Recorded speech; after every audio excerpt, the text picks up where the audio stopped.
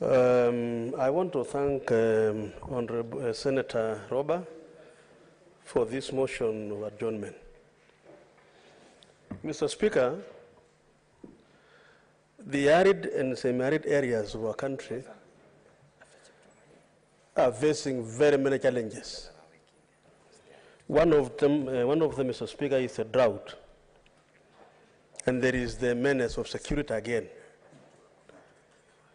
Mr. Speaker, this is a problem that most of us don't understand.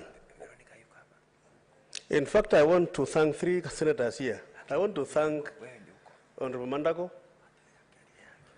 I want to thank Choice, Nyamu, and perhaps Gerargay here.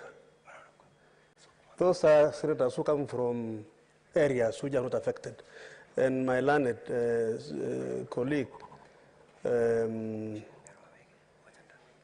Ogenda.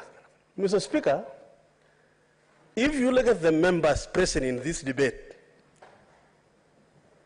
they are members from the affected areas. They are the only people, Mr. Speaker, who understand what we are saying. And I want to appeal to them. Mungatana, Senator, unless we rise up, I know, Mr. Speaker, I'm not addressing him, yes. I'm just trying to emphasize the point. Thank you for noting that. Unless we rise up as senators, members of this House from the semi-arid and arid counties, we will perish. We will perish, Mr. Speaker.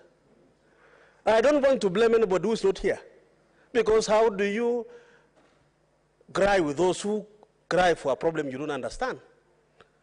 And so, Mr. Speaker, the only hope that I have, Mr. Speaker, I have been in this House for 15 years.